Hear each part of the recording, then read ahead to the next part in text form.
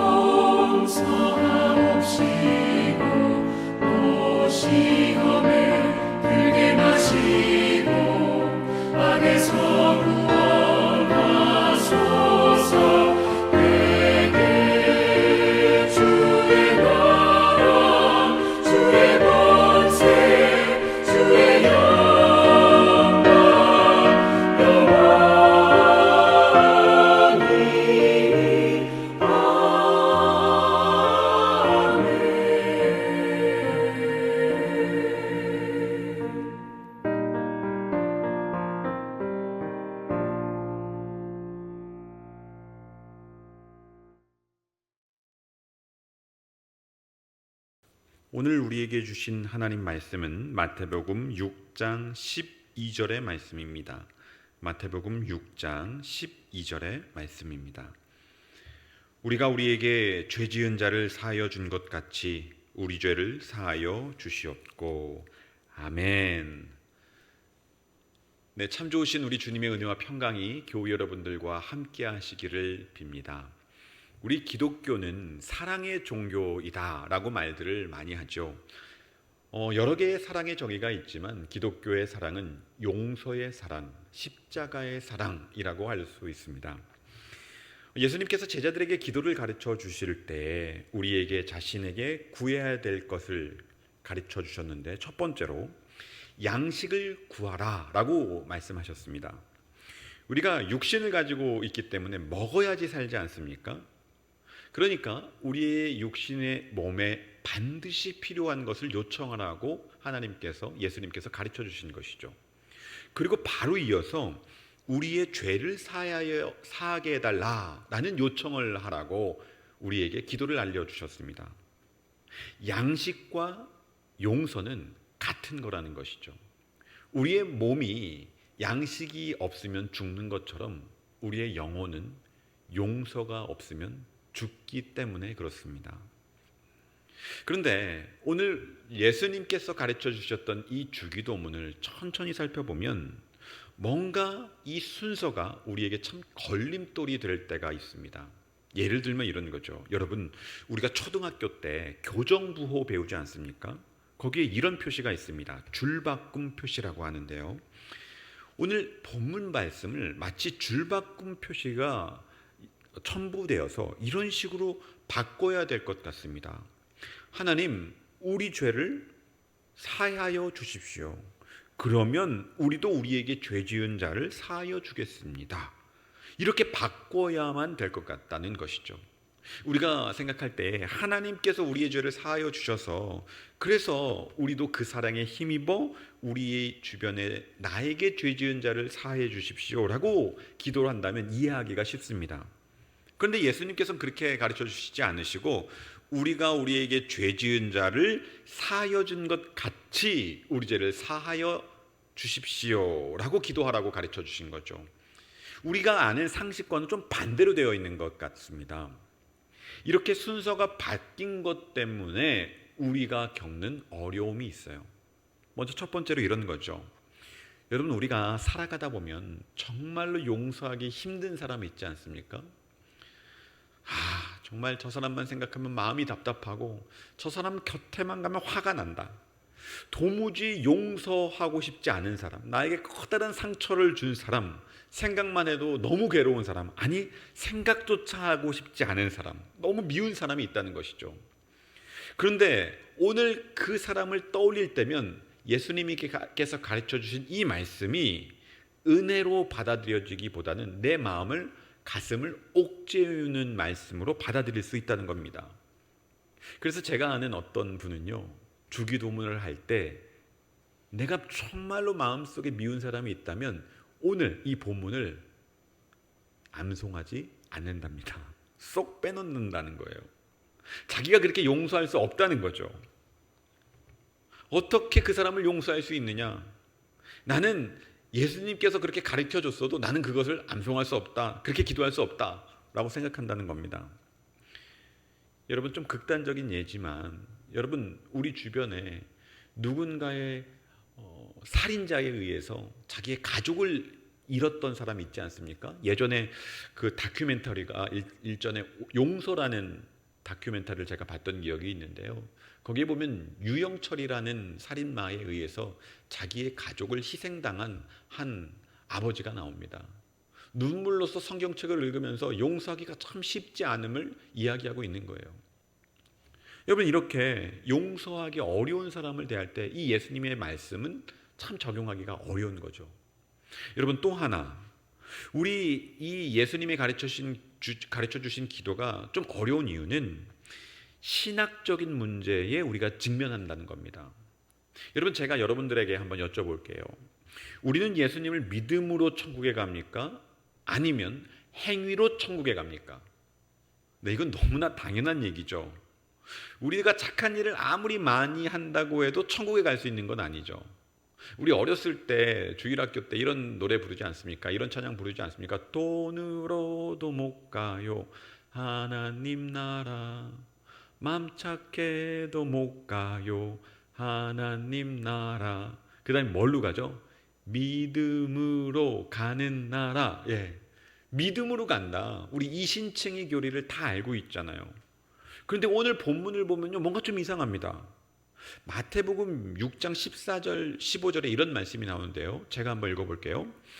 너희가 사람의 잘못을 용서하면 너희 하늘 아버지께서도 너희 잘못을 용서하시려니와 너희가 사람의 잘못을 용서하지 아니하면 너희 아버지께서도 너희 잘못을 용서하지 아니하시리라. 아멘.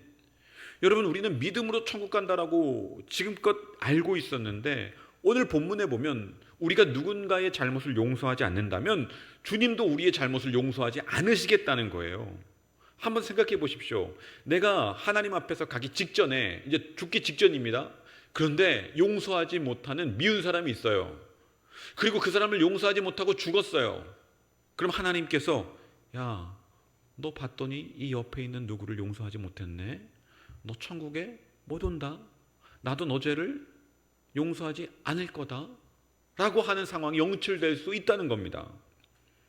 그러니까 우리는 믿음으로 천국을 간다라고 배워왔는데 오늘 본문은 용서라고 하는 행위에 대해서 말하고 있는 거죠. 그러니까 뭔가 이상한 겁니다. 여러분, 그러면 오늘 이 본문을 우리의 삶 속에서 어떻게 적용시켜야 될까요? 여러분, 먼저 오늘 본문을 보면 이렇게 기록되어 있습니다. 우리가 우리에게 죄 지은 자를 사하여 준 것 같이 우리 죄를 사하여 주시옵고. 여러분, 근데 오늘 여기에 나와 있는 죄라는 단어, 헬라어 원어를 보면요, 이것은 오페일레마라고 하는데 그 뜻이요, 채무, 빚지다라는 뜻이 있습니다. 그러니까 오늘 성경을요, 마태복음 6장 12절을 영어 성경으로 보면 이렇게 나와요. Forgive us our debts as we also have forgiven our debtors. 그러니까요, 영어 성경을 보면은요, 죄라는 그 단어를 debts, 그러니까 채무, 빚, 이렇게 표현하고 있는 것이죠. 직역에 가깝게 번역해 보면 이런 거예요. 우리가 우리에게 빚진 자를 잃어버린 것 같이 우리가 진 빚을 잊어주십시오 라고 번역하게 되는 것이죠. 그러니까 예수님께서 우리의 죄를 용서해 달라라고 기도를 요청해라 라는 것이 우리가 하나님께 빚진 그것을 갚는 자가 되게 해달라는 기도라는 겁니다. 여러분, 우리는 모두 다 하나님 앞에 빚진 자라는 거예요. 여러분, 그럼 제가 묻겠습니다. 여러분들은 도대체 하나님께 무슨 빚을 지고 계십니까? 우리가 하나님 앞에서 돈을 빚져서 매일 나올 때마다 주일 헌금하고 감사 헌금하고 11조 헌금하고 그런 겁니까? 그런 건 아니겠죠. 여러분, 하나님께서 우리를 창조하셨을 때 우리 인간에게 매겨놓은 창조의 목적이 있습니다. 창세기 1장 27절인데요. 그 말씀을 제가 한번 읽어보겠습니다. 하나님이 자기 형상 곧 하나님의 형상대로 사람을 창조하시되 남자와 여자를 창조하시고. 여러분, 하나님의 형상대로 살아가는 것이 우리의 존재의 목적이에요. 여러분, 지금 제가 시계를 차고 있는데요. 이 시계가 저에게 알려주는 것은 뭡니까? 시간을 알려줘야 되죠. 아무리 좋은 명품 시계라 할지라도 시간을 저에게 알려주지 못한다면 이건 어떤 겁니까? 죽은 겁니다. 마찬가지로 하나님께서 우리 인간을 창조하셨을 때 그 창조의 목적을 실현하지 않는다면 우리는 생물학적으로는 살고 있어도 하나님 보실 때는 어떤 겁니까? 죽은 겁니다. 죽은 거. 그럼 여러분, 우리 인간이 하나님의 어떤 형상을 표현해야만 될까요? 어떤 형상을 표현해서 살아가야만 할까요? 여러분, 이 세상 안에는요, 위대하고 강한 것이 정말로 많습니다. 온 우주, 지구, 아니 지구 안에 있는 태풍만 보더라도요, 번개만 보더라도요, 우리는 그 자연 앞에서 압도당합니다. 여러분, 그런 경험해 보셨습니까? 화산이며 큰 해일이며 높은 산이나 바다처럼 압도적인 자연 앞에서 정말 내 자신이 초라한 것과 같은 그런 느낌 받아본 적 있지 않으십니까? 여러분, 만약에 하나님의 이런 강하심, 위대하심, 전능하심을 표현하는 그 도구로서 우리 인간을 사용한다면 우리 인간의 모습은 너무도 하나님을 표현하기엔 연약합니다. 여러분, 우리 동물하고만 비교해 봐도요, 사람은 굉장히 연약해요. 뭐 사자, 뭐 호랑이, 뭐 들소 이런 것 말고도 여러분, 양이죠. 양, 그토록 순해 보이는 양과 우리 인간이 완력으로 싸운다고 하면 양한테 우리 인간이 이기지 못할 겁니다. 우리는 너무너무나 다른 동물에 비해서도 연약하죠. 뭐 자연과 비교할 것도 아닙니다. 동물과 비교해도 연약해요, 우리의 신체는. 여러분, 그러면 우리 신체는 연약하니까 우리의 마음은 좀 강할까요? 아닙니다. 여러분, 우리의 마음의 힘도요, 육체의 힘만큼 터무니없을 정도로 약해요. 우리는 하나님의 말씀 따라서 정말 죄짓지 않고 살고 싶어요. 그런데 여러분, 어떻습니까? 강하게 결단하면 죄 짓지 않고 살 수 있던가요? 내 마음대로 먹은 대로도 못 사는 게 우리 인간의 현실 아닙니까? 여러분, 이런 연약한 존재가 우리 인간이에요. 근데 놀랍게도요, 이런 연약함을 통해서 하나님께서 표현하고 싶으신 성품이 있으세요. 그게 뭡니까? 우리의 연약함을 통해서요, 하나님의 사랑, 자비, 오래 참음, 온유, 절제, 용서, 이런 성품을 우리의 연약함을 통해서 나타내기를 원하시는 거죠. 하나님께서는 서로 사랑하고 연약하기 때문에 서로 용서하고 품어주고 사랑하며 살라고 우리에게 연약함을 주셨는데, 우리는 늘 우리가 가지고 있는 이 연약함을 버리고 점점 위대해지려고 하는데 애를 씁니다. 내 연약함을 가릴 수 있는 좋은 직장, 좋은 스펙, 물질, 내가 가지고 있는 좋은 종교의식. 여러분, 인간은 연약하기 때문에 서로 사랑함으로 용서함으로 하나님의 성품을 드러내야 되는 존재인데, 그거를 인간은, 죄성은 그것을 막고자 하는 겁니다. 그래서 창세기에 보면 문명의 역사는 내 연약함을 벗어나고자 하는 노력이에요. 성을 짓고 문명을 이룩하고 바벨탑을 건축하고 다 나 연약한 거 이거 벗어나고 싶다라는 노력인 거죠. 여러분 로마서 13장 8절에는 이런 말씀이 나와요. 피차 사랑의 빛 외에는 아무에게든지 아무 빛도 지지 말라. 남을 사랑하는 자는 율법을 다 이루었느니라. 아멘. 여러분 보시면 피차 사랑의 빛 외에는 아무것도 지지 말라고 말씀하셨죠. 바꾸어 말하면 뭡니까? 이런 거예요. 우리 모두는 사랑의 빛을 지고 살 수밖에 없는 존재이다. 이거를 말씀하고 계시는 거예요. 여러분 이 세상에 태어난 모든 사람은요 사랑의 빛을 다 지고 있습니다. 갓난 아이를 한번 생각해 보십시오. 일주일만 부모의 손길이 없으면 그 갓난 아이가 생존할 수 있겠습니까? 우리가 지금까지 생존하며 살고 있다는 뜻은요 하나님의 사랑의 손길, 우리 주변의 이웃들의 사랑의 손길, 누군가의 사랑의 빛을 지고 지금껏 살아왔다는 겁니다. 여러분 이것이 하나님의 창조 원리입니다. 여러분 우리가 왜 용서가 필요합니까? 용서받으면요 내 연약함을 받아들여짐, 이것을 경험한다는 거예요. 여러분 우리가 구원받았다라는 것이 뭡니까? 하나님으로부터 받아들여짐을 경험한 거예요. 여러분 우리가 교회에서 은혜라는 단어가 참 많이 쓰이죠. 설교 끝나고 나면 은혜 받았습니다. 오늘 예배가 은혜로웠습니다. 찬양이 은혜로웠습니다. 근데 여러분 그 은혜의 뿌리는 뭔지 아십니까? 용서입니다. 용서. 여러분 우리가 예수님을 믿는다는 것은요 뭐냐? 내가 하나님으로부터 받아들여짐, 용서를 경험했다는 거예요. 여러분 우리 교회가 은혜 충만한 교회입니까?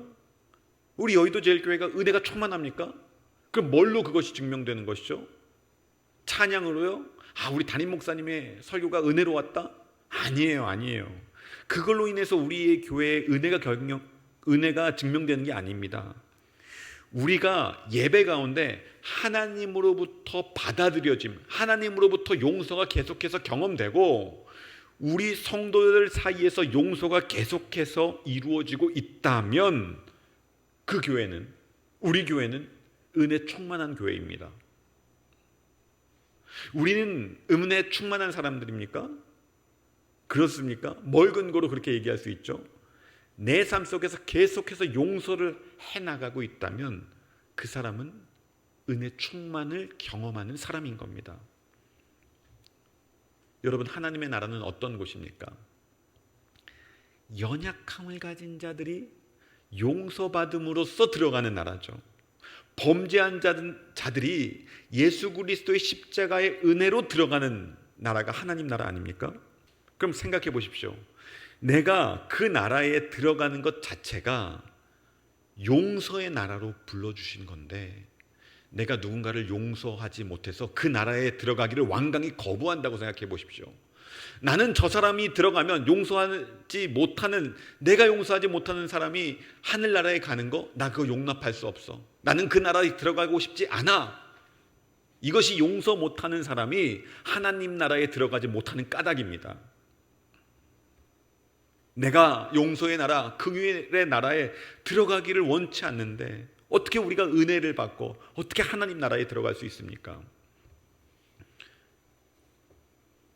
여러분 근데요 우리는 교회에서 하나님은 사랑이시다, 우린 용서받았다, 하나님 우리를 긍휼히 여기신다, 용서해 주시는 분이시다 말들은 너무 많이 듣습니다. 그런데 정작 내가 죽어서 천국 갈 수 있을까? 하나님의 용서를 내가 직접 죽어보면 내가 천국에 갈 수 있을까? 라고 의심하는 분들이 상당히 많아요.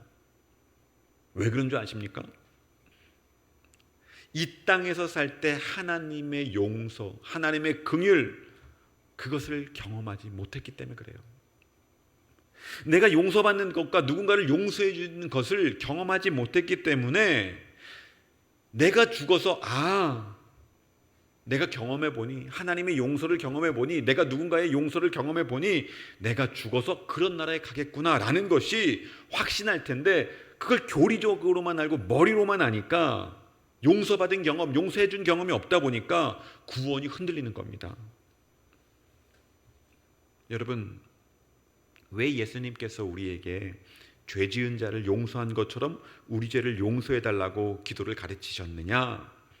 하나님이 아무리 사랑이시고 하나님이 아무리 긍휼의 법을 허락하셨다 하더라도 우리가 우리에게 죄 지은 자를 사하지 않으면 이미 하나님 나라, 하나님께서 허락하신 나라를 우리 가운데 삶 속에서 펼칠 수 없기 때문에 이것을 계속해서 기도로 가르쳐 주신 거예요.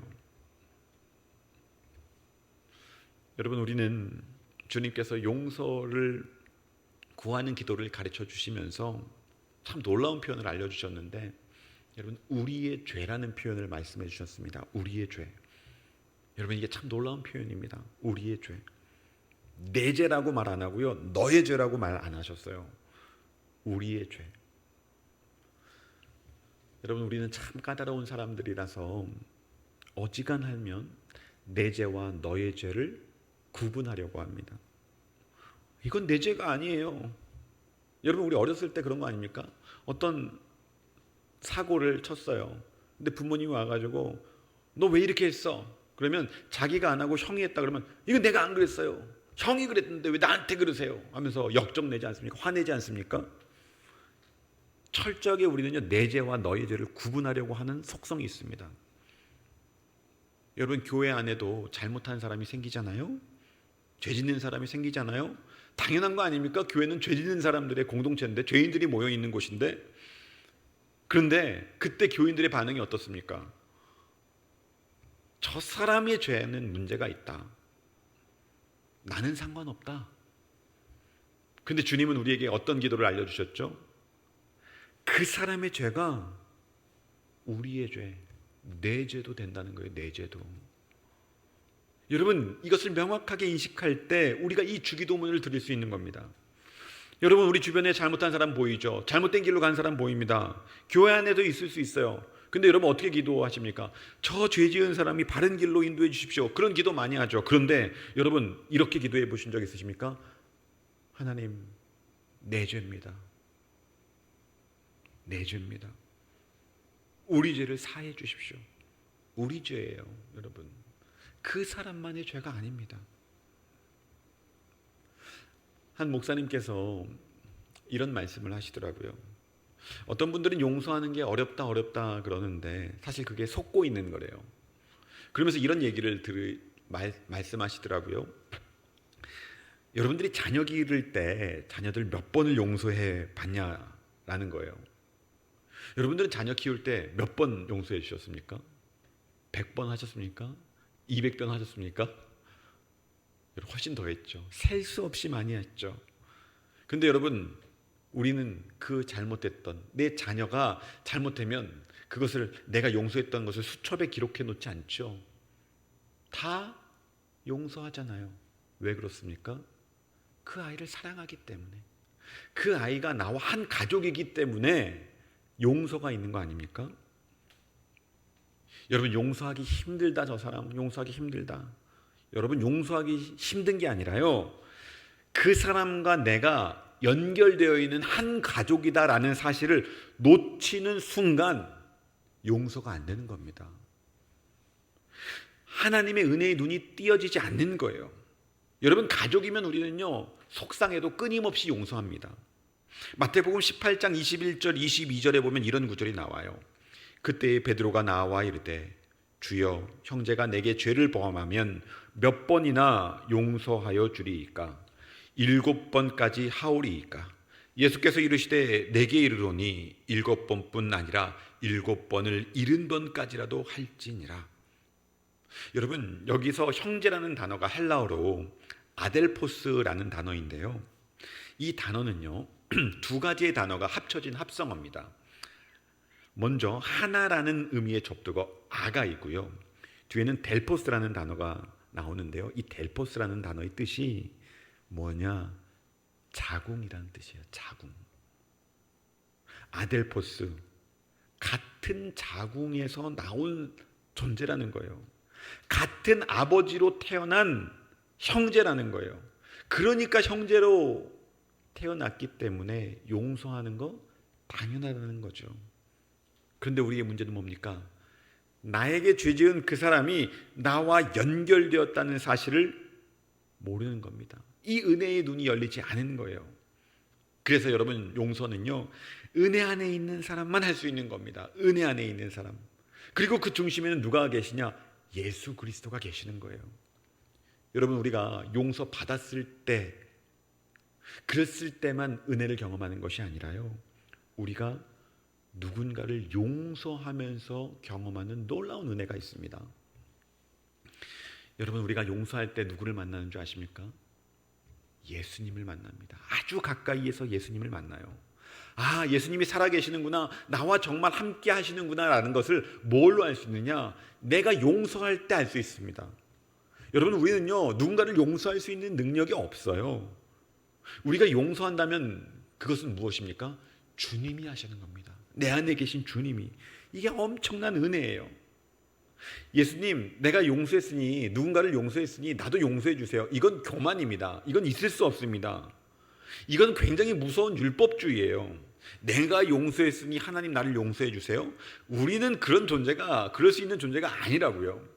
우리는, 용서는 내가 온전히 주님께 붙잡혔기 때문에 주님께서 나를 통해서 행하시는 일이 용서입니다. 그래서 용서는요, 내가 하는 것이 아니라 주님이 하시는 겁니다. 그래서 내가 누군가를 용서할 마음이 생겼다, 그 이야기는 무엇입니까? 아, 주님이 나와 함께 계시는구나, 그것을 알 수 있는 것이죠. 이게 은혜입니다. 여러분, 우리는 하나님으로부터 용서받아야 될 사람뿐만 아니라 우리 주변에 있는 누군가로부터 용서를 경험해야지만 살 수 있는 존재예요. 그래서 예수님께서는 우리에게 서로 용서해라 라고 말씀하시는 거죠. 마이클 크리스토퍼라는 사람이 작품 가운데 검은 천사라는 작품이 있습니다. 이게 연극 무대에서 전 세계적인 센세이션을 일으켰던 작품 가운데 하나였는데요, 그 작품의 내용이 이래요. 독일 전범재판소에서 나치 전범으로 판결받아서 30년 동안 복역을 하고, 이제 엥겔이라는 사람이 이제 나이가 들어서 노 장군인데 아주 할아버지가 돼서 나왔습니다. 그래서 이제 노년이 돼서 이제 30년 동안 복역을 했으니까 나와서 잊혀진 사람으로 자기 아내와 함께 프랑스의 산골 마을에서 숨어서 살게 돼요. 그런데 그 프랑스에서 살게 되었을 때 어떤 젊은 청년 기자가 이 노 장군을 찾으려고 추적하기를 시작합니다. 자기 자신의 가족이 이 노 장군으로 인해서 죽임당했다라고 생각했던 이 기자가 이 법정에서 이 노 장군이, 엥겔이라는 노 장군이 사형 판결을 받지 않은 것에 대해서 막 분노를 하는 거죠. 그리고 나서 자기가 대신 직접 이 장군을 처단하기로 마음먹고 복수하기를 마음먹고 찾아가는 겁니다.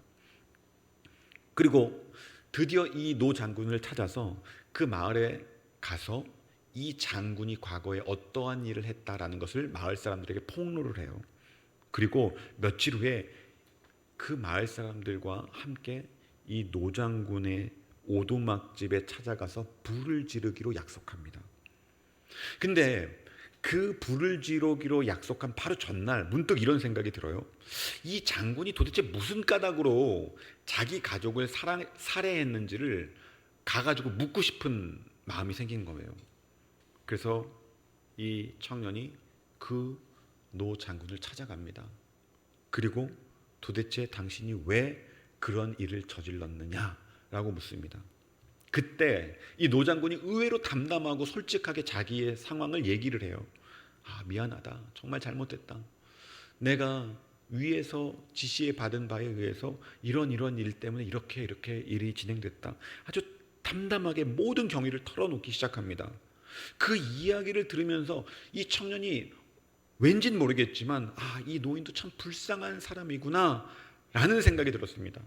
그리고 나서 이 청년이 이 노인에게 이렇게 얘기를 해요. 내일 당신의 집에 가서 불을 지를 것입니다. 그러니까 즉시 도망가십시오. 그때 이 노 장군이 청년을 향해서 이렇게 묻습니다. 그럼 젊은이, 당신은 나를 용서하는 겁니까? 그때 이 기자, 청년 기자가 이 노장군을 향해서 이렇게 얘기를 해요.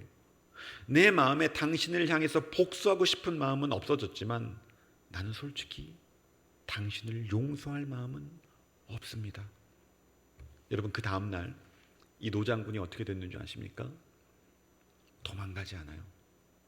그 집에서 그냥 불에 타서 죽습니다. 여러분, 이게 무엇을 의미합니까? 죽는 것보다 용서가 간절한 사람이 있다는 거예요.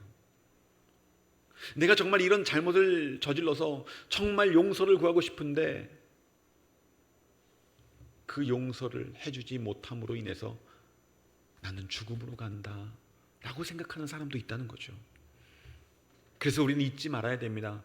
우리 모두는 용서받아야만 되는 사람이고 용서받을 때만 살아갈 수 있는 사람들이라는 겁니다. 여러분, 우리는 용서는 우리가 사는 내내 필요한 겁니다.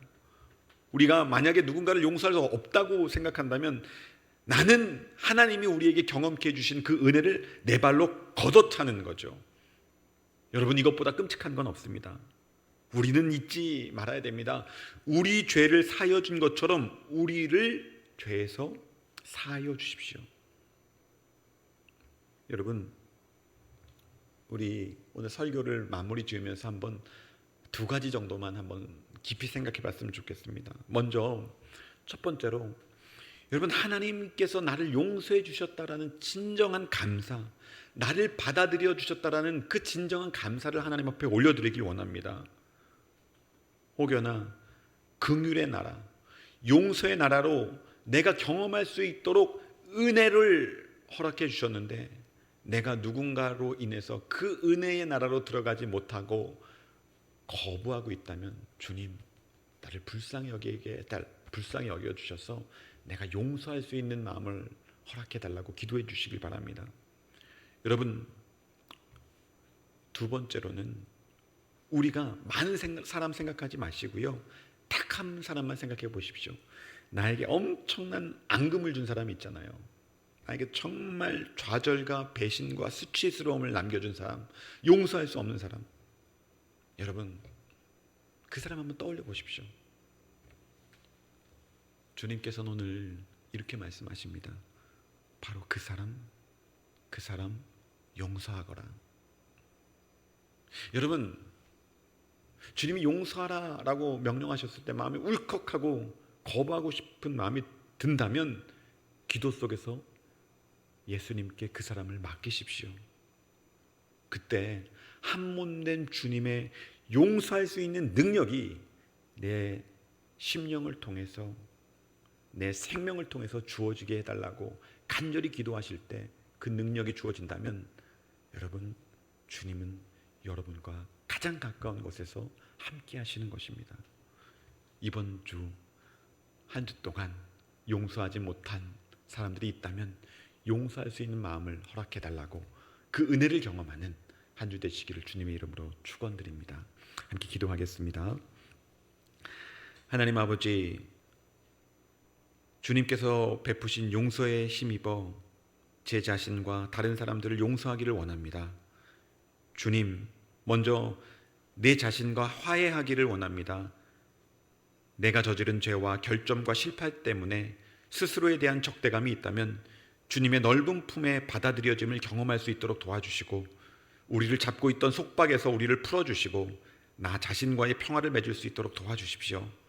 또한 저희를 지금껏 고통스럽게 한 그 사람을 용서하기를 원합니다. 어렵고 고통스럽지만 주님, 우리가 주님의 용서에 참여함으로써 자유로워지기를 원합니다. 지금부터 저희의 심령을 주장하여 주셔서 주님의 방법대로 우리의 심령을 이끌어 주십시오. 예수님 이름으로 기도합니다. 아멘.